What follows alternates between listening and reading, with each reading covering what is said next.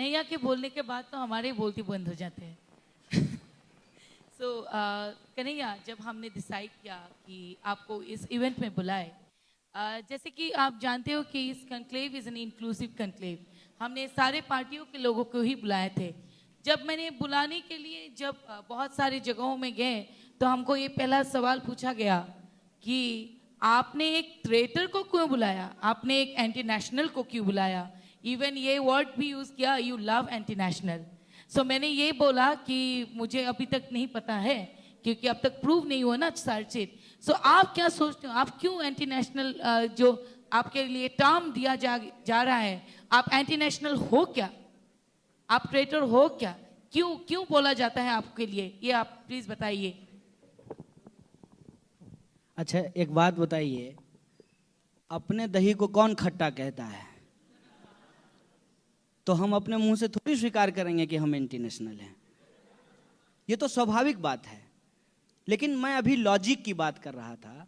आप लॉजिकली इस बात को सोचिए, मेरी बात पे मत जाइए, क्योंकि मैं पहले ही डिस्क्लेमर दे देता हूं कि इफ इस देश के भीतर गरीबों की बात करना, आदिवासियों की बात करना, किसानों और मजदूरों की बात करना, इस देश के नौजवानों की बात करना, महिलाओं की बात करना, अल्पसंख्यकों की बात करना, दलितों, पिछड़ों, अति पिछड़ों की बात करना, और इस देश के जो तमाम लोग हैं जिनके हक अधिकार आज छीने जा रहे हैं, उनकी बात करना एंटी नेशनल है, तो मैं समझता हूं कि ये सबसे बड़ा नेशनलिस्ट काम है और इसको करने में मुझे कोई दिक्कत नहीं है।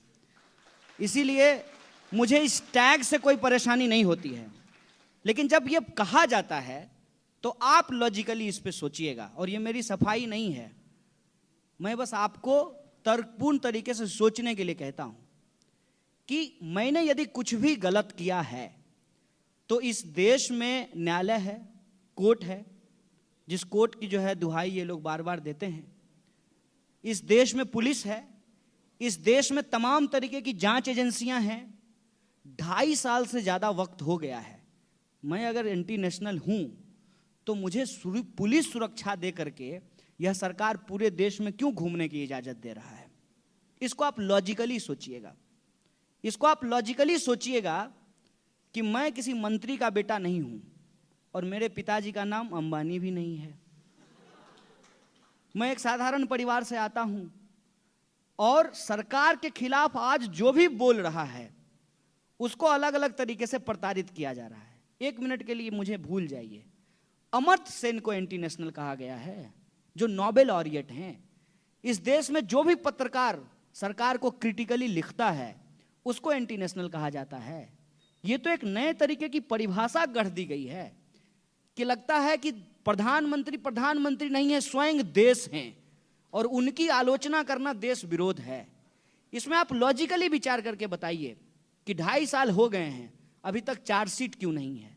तमाम जगह पे इनकी सरकार है, आसाम में भी इनकी सरकार है। यहीं पकड़ लेते यार, उधर मेनलैंड इंडिया में नहीं पकड़ पा रहे हो तो यहीं पकड़ लेते हैं, क्या दिक्कत है? इसको आप लॉजिकली सोच के बताइएगा।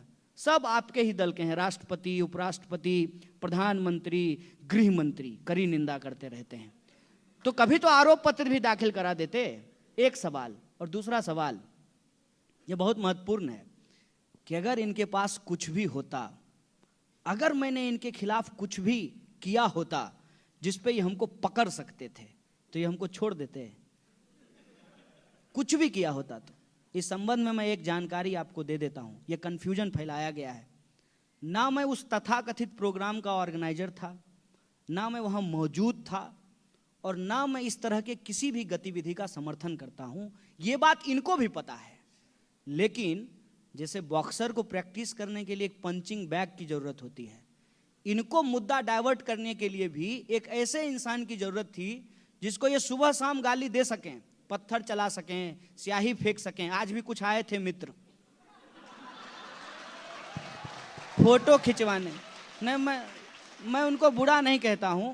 मुझे पता है कि उनकी पार्टी में ऐसे ही राजनीतिक कैरियर बनता है कि किसी भी व्यक्ति के ऊपर जो है अंडा और केला और पता नहीं क्या क्या फेंक दो, जूता वूता फेंक करके जो है पॉपुलर हो जाओ, अखबार में फोटो खिंचवा लो। एक आसाम का ही लड़का था, मैं आपको बता रहा हूँ, एक आसाम का ही लड़का था, पता नहीं कहीं नौकरी कर रहा था, हवाई जहाज में जो है मेरी गर्दन पे हाथ रखा। हमने कहा दोस्त तुम गलत गर्दन पकड़ रहे हो, प्रधानमंत्री को पकड़ते तो ज़्यादा हासिल हो जाता। मेरा गर्दन पकड़ने में क्या है, मैं तो एक साधारण आदमी हूँ, मेरी गर्दन कभी भी सरकार पकड़ ले।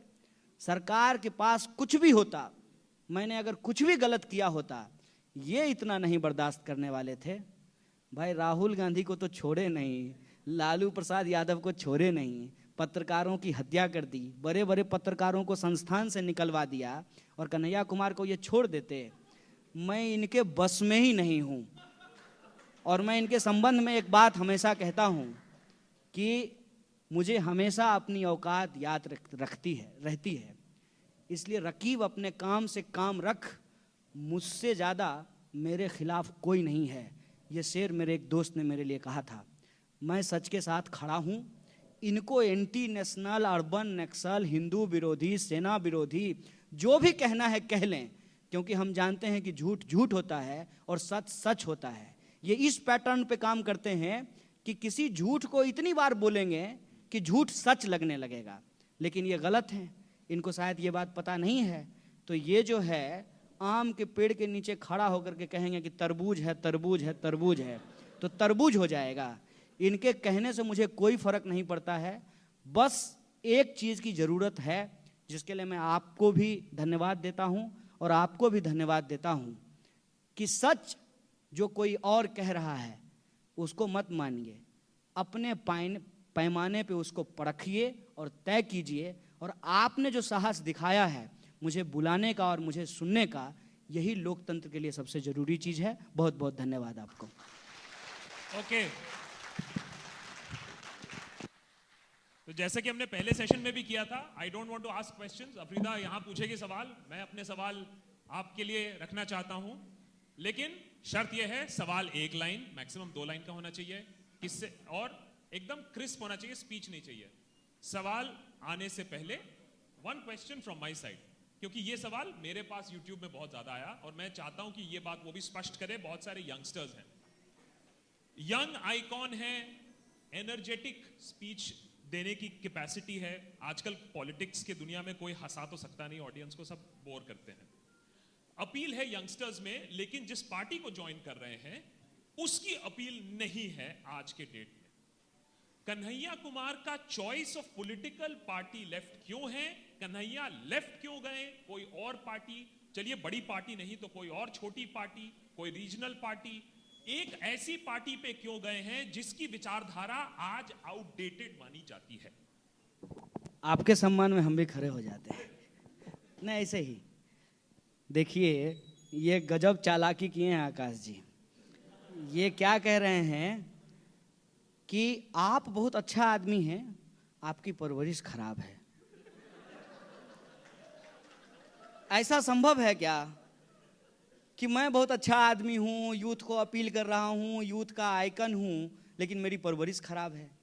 मैं जो भी कह रहा हूं, कान खोल करके ये बात सुन लीजिए, मैं जो भी कह रहा हूं यही कहना ही लेफ्ट होना होता है। इस बात को आप समझिए। लेफ्ट होने का क्या मतलब है? लेफ्ट होने का यह मतलब नहीं है कि आप ताकत के सामने बिछ गए। आजकल लोग सत्ता के सामने खड़े नहीं हैं, पांव में लेट गए हैं। कहते हैं ना प्रधानमंत्री कि गांधी जी भी पूंजीपति के साथ खड़े हुए थे, लेकिन माननीय मोदी जी आप तो लेट गए हैं उनके सामने। और असली ताकत जिसके पास है उसका उदाहरण आप देखिए कि किस तरीके से तमाम चीजों में आपको असली ताकत नजर आएगी। देश की प्रधानमंत्री के पीठ के ऊपर एक कॉरपोरेट हाउस का हाथ है। ऐसा संभव था पहले? किसी को मजाल थी कि नेहरू के पीठ पे कोई हाथ रख देता, गांधी जी के पीठ पे कोई हाथ रख देता? ये कैसे हुआ है? ये इसलिए हुआ है कि हमने सत्ता से सवाल पूछना बंद कर दिया है। हम सत्ता से सवाल पूछेंगे और यदि हमारे सवाल में दम होगा तो हमारी विचारधारा भी कमजोर नहीं होगी, क्योंकि सवाल पूछने का साहस और समझ विचारधारा से आती है। अगर आपको लगता है कि मेरे सवालों में दम है तो वो हमारी विचारधारा की सीख है। इसीलिए मैं आपको एक बात कह देना चाहता हूं कि ताकतवर के सामने झुकना नहीं चाहिए। ताकत में शामिल होकर के तो कोई भी अपना कैरियर बना लेगा। हम कैरियर बनाने के लिए नहीं आए हैं, देश बचाने के लिए आए हैं। और हमारे यहाँ के एक कवि हैं बेगूसराय के, उन्होंने लिखा है, वह पथ क्या पथिक कुशलता क्या, वह पथ क्या पथिक कुशलता क्या, जिस पथ में बिखरे शूल ना हो काटा, उस पथ में बिखरे शूल ना हो, नाविक की धैर्य परीक्षा क्या, जब धाराएं प्रतिकूल ना हो। और एक सवाल, जैसे कि एक बहुत बड़ा एक स्लोगन आप यूज करते हो, इसको बोलते हैं आज़ादी, जिसको आपने जेएनयू में काफी इससे सरसा भी हुए। सो आपको एक्चुअली आज़ादी किससे चाहिए? क्योंकि ये बहुत ही बड़ा ये है कि कल मैंने फेसबुक में देखा, मेरे को भी बहुत ज़्यादा ट्रोल किया जा रहा है कि आपने टुकड़े टुकड़े गैंग को बुला के अपने आप को टुकड़े टुकड़े गैंग पे शामिल हो गए। आपको किससे आज़ादी चाहिए? तो मैंने ये आज़ादी जो है, आप एक बार बता दीजिए किससे आज़ादी चाहिए आपको? देखिए, बोले एक सवाल पूछेंगे और दो मिक्स कर दिए हैं। ठीक है, एक तो है आज़ादी और दूसरा है टुकड़ा टुकड़ा। आज़ादी के नारों के संबंध में एक बात मैं आपको बता देता हूं कि ये नारा मेरा नहीं है। इस देश के भीतर सबसे पहले जो एक कल्चरल मूवमेंट हुआ था, जिस मूवमेंट को लीड करते थे इंडियन पीपल्स थिएटर एसोसिएशन के लोग, और जिसके मेंबर हुआ करते थे भूपेन हजारिका, यह मैं आपको बता देता हूं, और तमाम तरीके के लोग, बलराज साहनी, कैफी आजमी, वो सारे लोग उस जमाने के वो इप्टा के मेंबर हुआ करते थे। तो ये नारा दरअसल इप्टा का नारा है, और इप्टा जो है आज़ादी के दौर से ही ये नारा गा रहा है। जब देश 1947 में आज़ाद हो गया तो इस नारे का अर्थ जो है वो बदल गया। पहले आज़ादी चाहिए थी अंग्रेजों से, और जब देश आज़ाद हो गया तो जो देश के भीतर समस्याएं हैं उनसे आज़ादी चाहिए। इसीलिए हम बार बार कहते हैं कि देश से आज़ादी नहीं चाहिए, देश में आज़ादी चाहिए। और बहुत सारे ऐसे लोग हैं, बहुत सारे ऐसे समुदाय के लोग हैं जिनको अलग अलग तरह की समस्याओं से आज़ादी चाहिए। जैसे जब आप औरत की बात करेंगी तो औरत को स्वाभाविक रूप से पेट्रियार्की से आज़ादी चाहिए, पितृसत्ता से आज़ादी चाहिए, पुरुषवादी मानसिकता से आज़ादी चाहिए। जो नौजवान हैं उनको बेकारी से आज़ादी चाहिए, जो गरीब हैं उनको गरीबी से आज़ादी चाहिए। हमारे समाज की जो अलग अलग तरह की समस्याएं हैं उससे हम आज़ादी चाहते हैं। और एक उदाहरण और मैं आपको बता देता हूँ। मान लीजिए कि ये स्कूल है, इस स्कूल को यदि रोज झाड़ू ना दिया जाए, समय समय पे यदि इसको पेंट ना कराया जाए, इसके बागों में बगीचों में यदि पानी ना डाला जाए तो स्कूल खूबसूरत रहेगा? आज़ादी हमको 1947 में मिल गई, लेकिन अगर हम गुलामी की मानसिकता को हरा करके रखना चाहते हैं, हमको हर वक्त आज़ादी की बात करते रहनी पड़ेगी, वरना आज़ादी हार जाएगी और गुलामी जीत जाएगा। ये बात हमको समझना चाहिए। आपके पिताजी ने आपको स्कूटी दे दिया, लेकिन उस स्कूटी में रोज तेल आप भरवाते हैं ना। इस देश के आज़ादी को यदि हम अक्षुण्ण रखना चाहते हैं तो हमको इस देश के भीतर जो बची हुई गुलामी है उसके खिलाफ आज़ादी के तराने को गाना होगा। लेकिन बहुत चालाकी से इन्होंने इसका अर्थ बदल दिया है, और ये अर्थ इसलिए बदला है कि इनको इन सवालों से डर लगता है। पहले कहा जाता था आज़ादी गैंग, अब मैं आपके दूसरे सवाल के जवाब पे आ रहा हूँ। जब देखा कि आज़ादी बहुत अपीलिंग है, अब रैप वैप बन गया है, यूथ सब जो है उस पर डांस करता है डीजे पार्टी में, हर प्रोटेस्ट में लोग इसको गाने लगे, तो इन्होंने यहाँ भी गोल पोस्ट शिफ्ट कर दिया है। पहले आज़ादी गैंग कहते थे, आजकल टुकड़े टुकड़े गैंग कहते हैं। कहते हैं ना, जिसकी जैसी मति उसको वैसी माया दिखती है। ये खुद जो है, ये खुद अंग्रेजों के टुकड़ों पे पले हैं, वहाँ भी टुकड़ा था।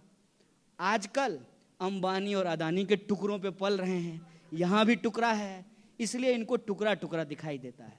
जो खुद टुकड़ों पे पलते हैं उनको दूसरे आदमी के सवाल टुकड़े टुकड़े गैंग के सवाल दिखाई देते हैं। और जहाँ तक रही बात टुकड़े टुकड़े करने की, हाँ हम करना चाहते हैं।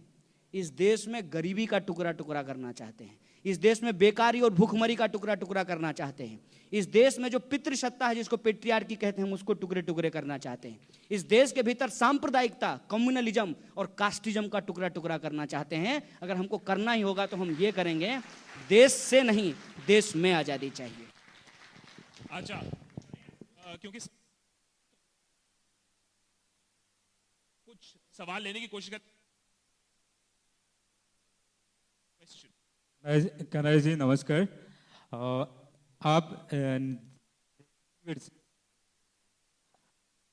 यूनिवर्सिटी का जो नया प्रेसिडेंट उसको सर्टिफिकेट निकला, इसके बारे में क्या कहेगा? और करंट इशू है सिटीजन बिल 2016, इसके citizen amendment bill and Delhi university में actually more interestingly Delhi university में प्रेसिडेंशियल जो कैंडिडेट है duplicate certificate.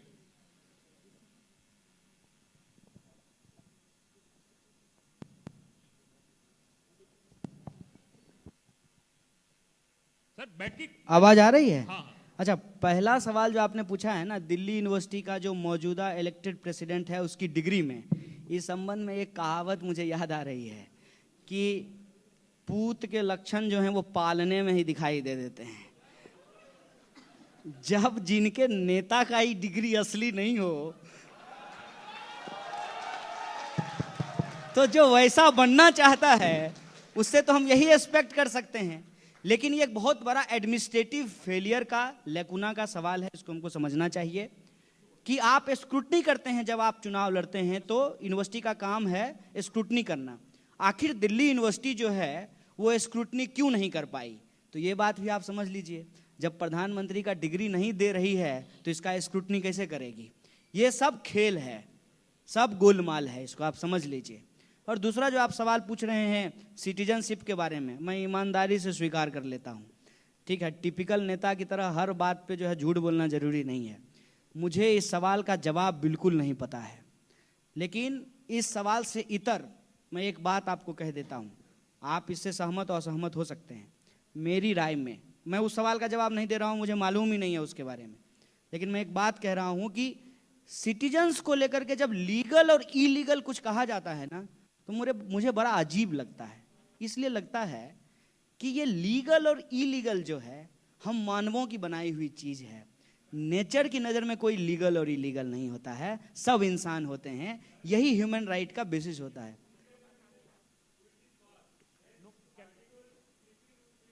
Thank you. No cross questioning. Thank you. Okay, can we go to the next question, please? Sir आप पूछना था sir, like nationalism 2014 के बाद बहुत पूछा जाता है सबसे, तो सर वो नेशनलिज्म और जो आज़ादी के समय में नेशनलिज्म थी, वो दोनों में क्या फ़र्क है आपके हिसाब से? और एक लोकतंत्र में क्या किसी को भी हक होना चाहिए किसी की नेशनलिज्म पे संदेह करने का, या पूछने का, या दिखाने का कि तुम्हारे पास कितना नेशनलिज्म है, हमसे ज़्यादा है या हमसे कम है? Okay. पहले का नेशनलिज्म और 2014 के बाद वाला नेशनलिज्म क्या फर्क है? क्विकली देखिए, 2014 के बाद जो ये नेशनलिज्म का लोगों का टेस्ट किया जा रहा है, ये तो मुझे कई बार लगता है कि लॉयल्टी टेस्ट टाइप का कोई चीज़ है। माने क्या है नेशनलिज्म? नेशनलिज्म कोई बुखार है क्या कि आप थर्मामीटर लगा करके चेक कर लेंगे कि 102 डिग्री है, नहीं 98 डिग्री है? ये मैं बार बार कह रहा हूं कि ये पूरा का पूरा अटेम्प्ट ही इसलिए है ताकि इस देश के लोगों के असली सवाल को गुमराह कर दिया जाए। नेशनलिज्म होता है, और मैं नेशनलिज्म के संबंध में एक बात कह देता हूं। फॉर मी बीइंग नेशनलिस्ट, मुझे अगर कोई कहे कि आप नेशनलिस्ट हैं तो मैं उससे हाथ जोड़ करके कहूंगा कि मुझे पेट्रियाटिक बोलो, मुझे ये शब्द ज़्यादा पसंद है। मैं ये बात इसलिए कह रहा हूं कि ये कॉन्स्टिट्यूशनल जो अंडरस्टैंडिंग है उससे मैं ये बात बोलता हूं। इस देश के संविधान का पहला आर्टिकल, कॉन्स्टिट्यूशन का फर्स्ट आर्टिकल क्या कहता है कि भारत राज्यों का संघ है, India is the union of states. उसमें तो नहीं कहा गया कि इंडिया इज ए नेशन। ये जो कॉन्सेप्ट है भारत में नेशनलिज्म का और यूरोप में जो नेशनलिज्म का कॉन्सेप्ट है, इसमें भारी अंतर है। भारत के भीतर अलग अलग तरीके की नेशनैलिटीज हैं, और इसीलिए आप देखेंगे कि आसाम में लोगों का अलग झंडा होगा तो वो तिरंगा भी फहराएंगे और आसाम का भी अपना झंडा फहराएंगे। कर्नाटक में भी ऐसा होता है। हमारी जो है बोली भी अलग अलग होती है। राष्ट्रीय स्तर पर एक लैंग्वेज होगा और हमारे राज्य के स्तर पर एक अलग लैंग्वेज होगा। तो ये जो हमारी डाइवर्सिटी है, इस डाइवर्सिटी के चलते हम जो है कंट्रोल C और कंट्रोल V नहीं कर सकते हैं यूरोप के नेशनलिज्म के साथ।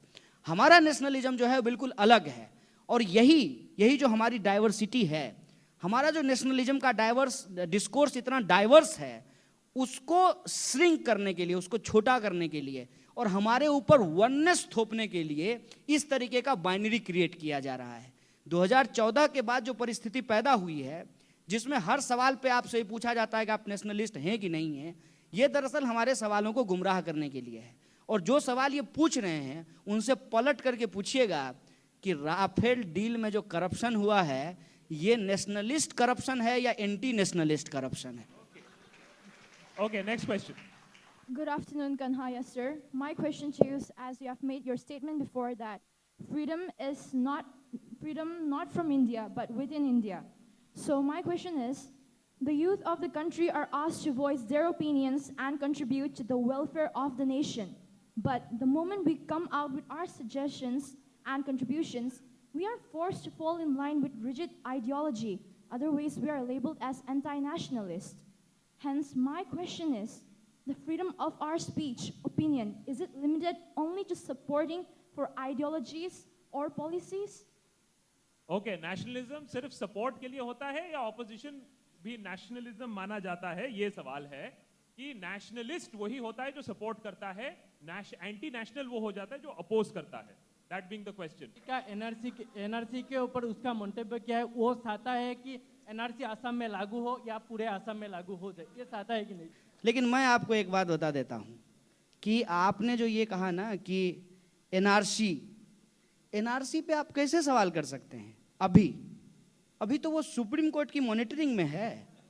सुप्रीम कोर्ट को करने दीजिए, सुप्रीम कोर्ट क्या कहती है उसके बाद लोग उस पर पोजीशन लेंगे।